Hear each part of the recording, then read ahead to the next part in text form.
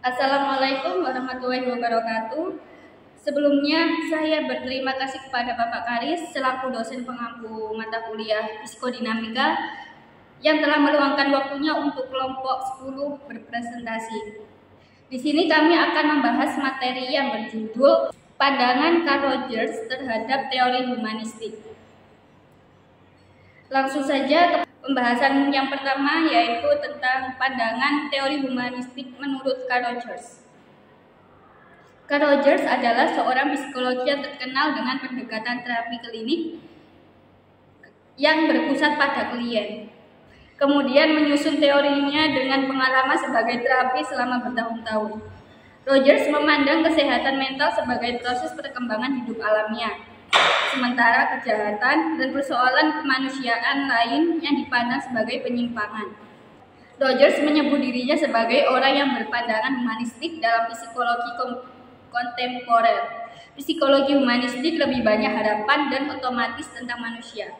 Ia yakin bahwa dalam diri setiap orang berpandangan potensi untuk menjadi sehat dan tumbuh secara kreatif. Menurut Rogers, penyebab dari kecemasan psikologi adalah inkongruensi atau saat diri ideal seorang tidak cukup bertumpukan dengan konsep dirinya, dan inkongruensi atau pada saat diri ideal seorang individu tidak cukup untuk berpijak terhadap konsep dirinya. Dan inkongruensi ini dapat dipresentasikan melalui tujuan yang seseorang pilih untuk diraihnya. Kegagalan dalam mewujudkan potensi-potensi ini disebabkan oleh pengaruh yang bersifat menjerat dan keliru dari latihan yang diberikan oleh orang tuanya atau dipengaruhi oleh pengaruh sosial.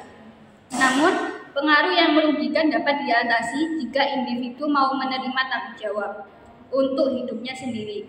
Rogers yakin jika tanggung jawab ini diterima, maka kita akan segera melihat persepsi perbudakan yang meliputi seluruh dunia dapat dicegah. Munculnya seorang pribadi baru yang penuh kesadaran, mengarahkan dirinya sendiri, seorang yang menjelajah dunia batin lebih pada dunia luar, yang memandang sikap serba tunduk. Rogers adalah seorang psikologi humanistik yang menekankan perlunya sikap saling menghargai tanpa adanya prasangka antara klien dengan terapi untuk membantu individu mengatasi masalah kehidupannya.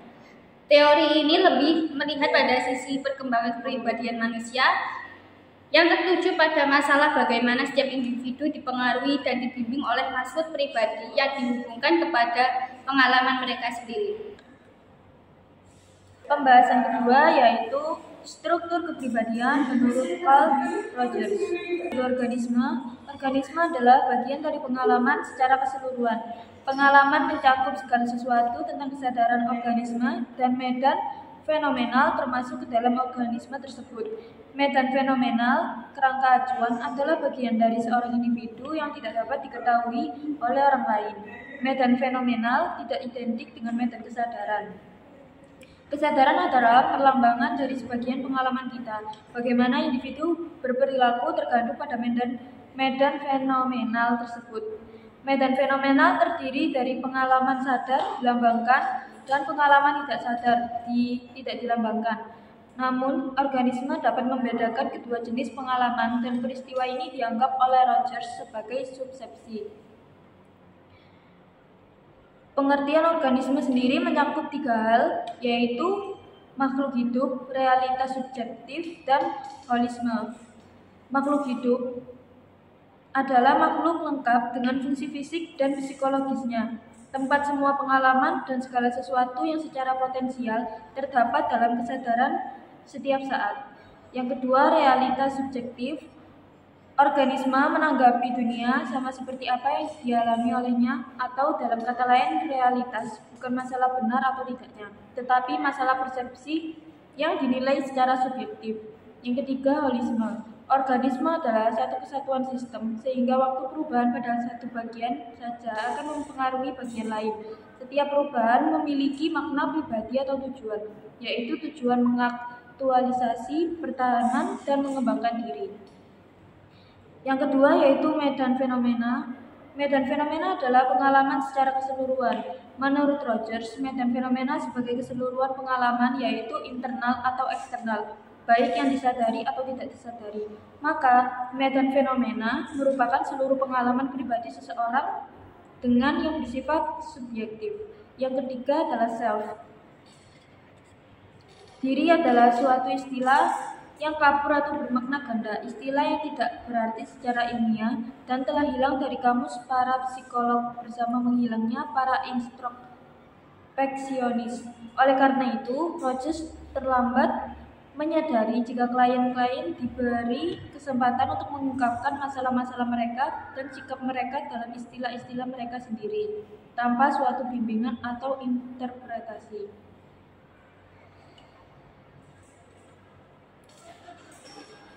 Pembahasan yang ketiga tentang pemikiran Rogers tentang teori belajar humanistik. Menurut Rogers, semua manusia lahir membawa dorongan untuk meraihnya sepenuhnya apa yang diinginkan dan berperilaku secara konsisten menurut diri mereka sendiri. Rogers, seorang psikoterapi, mengembangkan person-centered therapy. Pendekatan ini tidak bersifat menilai atau tidak memberi arahan yang membuat klien mengklarifikasi dirinya tentang siapa dirinya sebagai suatu upaya memfasilitasi proses memperbaiki kondisinya. Hampir pada saat yang bersamaan, Maslow menemukan teorinya bahwa semua orang memiliki motivasi untuk memenuhi kebutuhan yang bersifat hierarki. Rogers terkenal sebagai seorang tokoh psikologi humanis, aliran fenomenologis eksistensial, psikologi klinis, dan terapi. Rogers merupakan seorang psikologi humanistik yang memenukan perlunya sikap saling menghargai dan tanpa prasangka dalam membantu individu mengatasi masalah kehidupannya.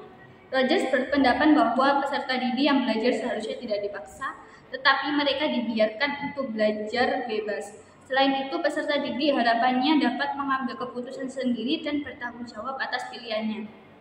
Rogers menemukan 5 hal penting dalam proses belajar humanistik, yaitu yang pertama, hasrat untuk belajar disebabkan adanya hasrat ingin tahu manusia yang terus-menerus terhadap dunia sekelilingnya. Yang kedua, yaitu belajar bermakna. Peserta didik yang belajar memilih apakah kegiatan yang dia lakukan bermanfaat untuk dirinya ataupun tidak.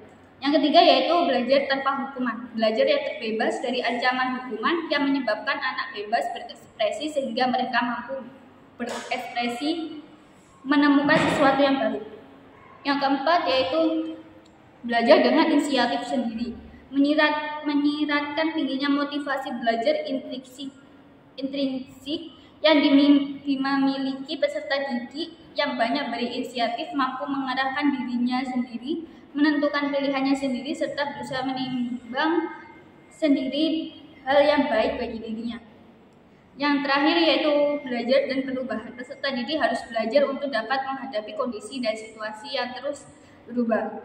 Menurut Rogers, proses belajar adalah membantu peserta didik agar ia sanggup mencapai perwujudan dirinya sesuai dengan kemampuan dasar dan keunikan yang dimiliki peserta didik. Rogers menyebutkan bahwa kebermaknaan pembelajaran itu sangat berpengaruh terhadap proses belajar. Belajar yang berpengaruh terhadap proses belajar yang signifikan terjadi ketika belajar dirasakan relevan terhadap kebutuhan dan tujuan siswa. Selain itu, Rogers juga mengatakan bahwa setiap manusia mempunyai potensi belajar secara alami. Maka ada keinginan untuk belajar. Hal ini bisa dilihat dari keingintahuan anak ketika ingin menjelajahi lingkungannya, berusaha untuk menemukan dan memahami pengetahuan dari pengalaman. Kesimpulan, Carl Rogers adalah seorang psikologi yang terkenal dengan pendekatan terapis klinis yang berpusat pada klien, kemudian menyusun teorinya dengan pengalaman sebagai terapis selama bertahun-tahun. Rogers memandang kesehatan mental sebagai proses perkembangan hidup alamiah, sementara kejahatan dan persoalan kemanusiaan lain yang dipandang sebagai penyimpangan. Rogers mementingkan tentang bagaimana kepribadian berubah dan berkembang dibandingkan struktur kepribadian. Tetapi dari 19 rumusannya tentang kepribadian, diperoleh 3 konstruk yang menjadi dasar tentang pentingnya dalam teorinya, yaitu organisme, medan fenomena, dan self. Rogers merupakan seorang psikologi humanistik yang mementingkan perlunya sikap saling menghargai dan tanpa prasangka dalam membantu individu mengatasi masalah-masalah hidupnya. Rogers berpendapat bahwa peserta didik yang belajar seharusnya tidak dipaksa, tetapi mereka dibiarkan untuk belajar bebas. Selain itu, peserta didik dapat mengambil keputusan sendiri dan bertanggung jawab atas pilihannya. Baik, bisa dipahami. Jika tidak ada, akan saya tutup presentasi pada hari ini. Semoga bermanfaat. Maaf bila ada salah dan kurangnya. Wassalamualaikum warahmatullahi wabarakatuh.